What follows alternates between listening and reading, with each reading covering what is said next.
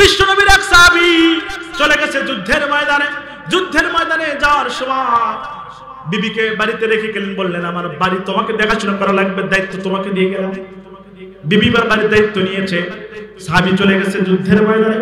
যাওয়ার পরে কিছুদিন পর বাবার বাড়ি থেকে ফোন আসছে। আমাদের স্ত্রীদের বাবার বাড়ি থেকে ফোন আসে না? কথা বলেন, আসে না? বাবার বাড়ি থেকে ফোন আসছে। কি হয়েছে? বলছে তোমার বাবা অসুস্থ মা, তুমি যদি সম্ভব হয় আমাকে একটু দেখে যাও। একটু চিৎকার মেরে বলেন না সুবহানাল্লাহ। যদি সম্ভব হয় তাহলে দেখে যাও। আর আমাদের স্ত্রীগুলো তারা যদি শুনে বাবা অসুস্থ, স্বামী যেখানে আছে থাক, কোনো সমস্যা নাই, একবারে সোজা বাবার বাড়ি। কার বাড়ি? কথা বলেন, কার বাড়ি?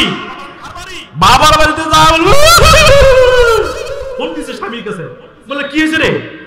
বলছে আব্বা অসুস্থ। হ্যাঁ, এখন তুই কোথায়? আমি আব্বার কাছে, বাড়িতে গরু ছাগল হাঁস মুরগি এগুলো অবস্থা, তাড়াতাড়ি বাড়িতে যাও বলে তুমি ঠেকাও। আছে না নাই? আর কথা বলেন, আছে না নাই? আমার ভাইরা, বাবা অসুস্থ, ফোন দিয়েছে সাহাবীর কাছে, বলছে তোমার বাবা অসুস্থ, তুমি আমাকে যদি সম্ভব হয় তাহলে দেখে যাও। এবার সাহাবিয়া বলছে আমার স্বামী তো আমাকে অর্ডার দিয়ে যায় নাই, তাহলে আমি এখন কি করি? সোজা চলে গেছে বিশ্বনবীর দরবারে। কোথায় গিয়েছে? বিশ্বনবীর দরবারে গিয়েছে। যাওয়ার পরে বিশ্বনবীকে ডাক দিয়ে বলছে, এ নবী, আমার স্বামী আপনার অর্ডার ফলো করতে যুদ্ধের ময়দানে চলে গিয়েছে, আমার বাবা অসুস্থ, এখন আমি কি করতে পারি? বিশ্বনবী বললেন, ও সাহাবিয়া শোনো শোনো, ও সাহাবিয়া শোনো, আমি তো তোমার স্বামী না, আমি হলাম নবী। একটু চিৎকার মেরে বলেন সুবহানাল্লাহ। একটু চিৎকার মেরে বলেন না সুবহানাল্লাহ। বললো আমি তো হচ্ছে নবী, আমি তো তোমার সাহাবী নয়। সুতরাং ওই সাহাবী অর্ডার না করা পর্যন্ত এমন যাওয়ার কোনো সম্ভব নয় যে তুমি তোমার বাবার বাড়িতে যেতে পারবে। জোরে বললেন সুবহানাল্লাহ। আমার ভাইরা, এবার সাহাবী জিজ্ঞেস করছে, হাবিব আমি তাহলে যাবো না? বললো তুমি যেতে পারবে না, তোমার স্বামীর পারমিশন নাই।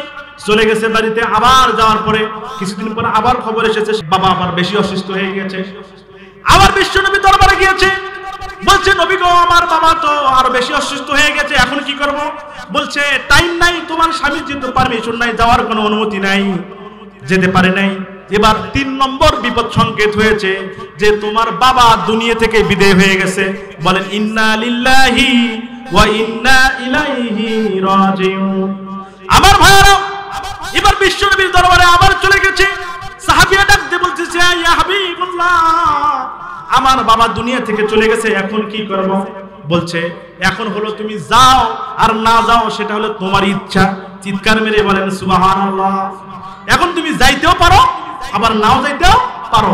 তবে সাহাবী শুনো, তুমি যদি এইরকম মানে তোমার স্বামীর কথা ফলো করতে যদি বাড়িতে থাকো আর যদি আল্লাহর কাছে দোয়া করো, আল্লাহ তাআলা তোমার দোয়া কবুল করে নিয়ে তোমার বাবার জায়গাটা জান্নাতে পৌঁছে দেবেন। চিৎকার মেরে বলেন সুবহানাল্লাহ। এবার সাহাবী মনে করলেন, আমি যদি বাবার কথা যদি শুনি, বাবাকে যদি দেখতে চাই, তাহলে দোয়া কবুল হবে না, আর আমি তো ওখানে যাওয়ার পরে বাবাকে জান্নাতেও পাঠাতে পারবো না। গভীর রজনীতে আল্লাহর কাছে দুহাত তুলে আল্লাহর কাছে দুহাত পাঠাইছে, পাঠিয়ে বলছে রব্বুল আলামিন, আমি স্বামীর অর্ডার ফলো করার কারণে বিশ্ব নবীর কথা শুনে আমার বাবাকে আমি দেখতে চাই নাই, দুনিয়া থেকে বিদায় হয়ে গেছে। হায় আল্লাহ তাআলা, আমি তোমার কাছে দোয়া করি রব্বুল আলামিন মেহেরবানি করে আমার বাবার জায়গাটা জান্নাতুল ফেরদাউস নসিব করে দিও। চিৎকার করে বলেন সুবহানাল্লাহ। দোয়া করে ঘুমিয়ে গেছেন। হঠাৎ করে দেখেন তার বাবা উঠতে উঠতে তার সামনে এসে হাজির হয়ে গেছে। জিজ্ঞেস করছে, বাবা তুমি ভাবে জান্নাতের ভিতরে কিভাবে উঠতেছো? ডাকতে বলতেছে, মারে তোর দোয়া, আমার জায়গা তোর জাহান্নাম হয়েছিল, কিন্তু বিশ্বনবীর কথা শুনে তোর স্বামীর অনুগত্য স্বীকার করার কারণে তোর দোয়া কবুল করে নিয়ে আল্লাহ তাআলা জাহান্নাম থেকে বাঁচাইয়া আমাকে জান্নাতে দাখিল করেছেন। চিৎকার মেরে বলেন সুবহানাল্লাহ।